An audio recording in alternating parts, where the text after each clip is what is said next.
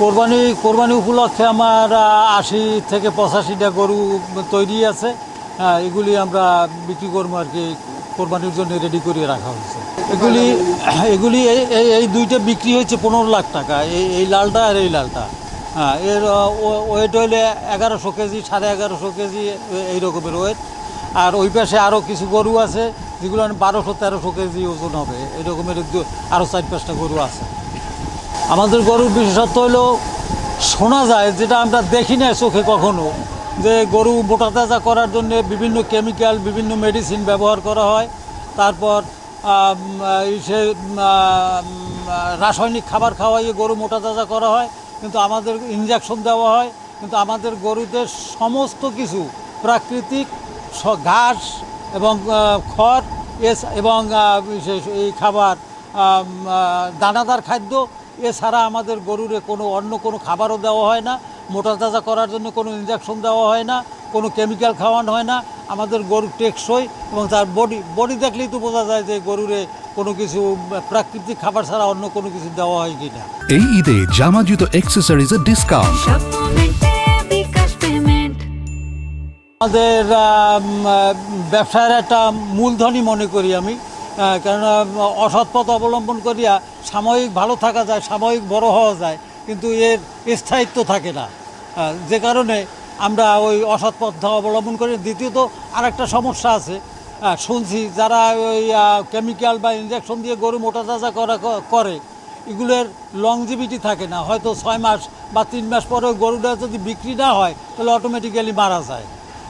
যার জন্যে আমাদের গরু ৬ বছরেও বিক্রি না হইলেও আমাদের গরুর কোনো এমনি, আল্লাহ না করুক, কোনো রোগ শোক ছাড়া আমাদের গরু ওইভাবে মারা যাওয়ার কোনো সম্ভাবনা থাকে না।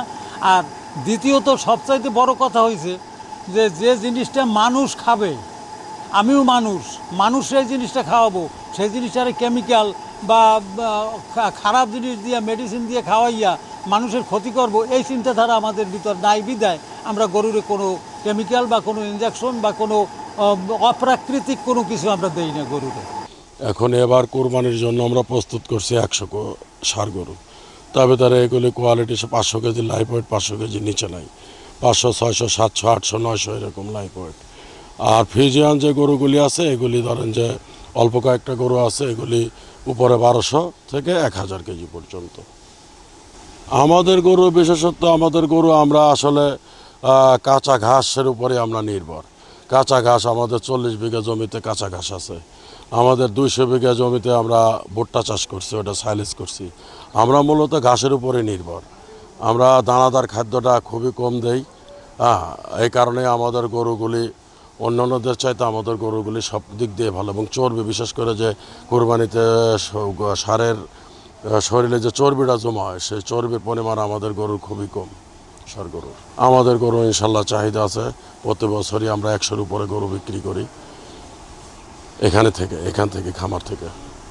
শুধু আমাদের গম ভুসি, ধানের কুড়া, ডাইলের ছোলা, সয়াবিন ছোলা, এবং আমাদের পাশে কাঁচা ঘাস আছে। এই দিয়ে আমরা গরু লালন পালন করি। সকালে আমাদের গরু ২ বেলা খাবার হয়, ২ বেলা গোসল হয়। কুরবানি উপলক্ষে গরু অনেক যত্ন করতেছি স্যার, প্রায় ২০০-র মতো আছে। পবিত্র ঈদুল আজহা উপলক্ষে আমাদের প্রাণী সম্পদের বিশাল আয়োজন। আমাদের খামারিরা তাদের গবাদি পশু ইতিমধ্যেই বিক্রির জন্য তারা প্রস্তুত করেছে, এবং আমাদের নিবিড় তদারকি ছিল। খামারির সংখ্যা আমাদের ৫,০০০-এর উপরে খামারির সংখ্যা আছে, যেগুলা এখানে প্রান্তিক খামারে। তারপরেও যেগুলো আছে, কিছু কিছু ক্ষেত্রে যেগুলো আছে, যারা আমরা ৬টার উপরে খামার ধরি, সেখানে ১টা ২টা এইরকম সংখ্যাই কিন্তু বেশি, যেগুলো আমরা হয়তো খামারের আওতায় ওইরকমভাবে খামারির আওতায় নেই না, কিন্তু আমাদের প্রান্তিক চাষি বা খামারি বলা হয় যে যাকে ১টা ২টা আছে এরকম। আমাদের এই পিরোজপুর জেলায় ৪৬,০০০ প্লাস আমাদের পশু সরবরাহ আছে, মজুদ আছে। পক্ষান্তরে এই জেলায় চাহিদা ৪০,০০০ প্লাস। আমাদের যে জনস্বাস্থ্যের জন্য ক্ষতিকর এরকম হরমোন অথবা আমাদের স্টেরয়েড ব্যবহার আমরা সম্পূর্ণরূপে মোটামুটি নিবৃত্ত করতে পেরেছি বলে আমরা আশা করি।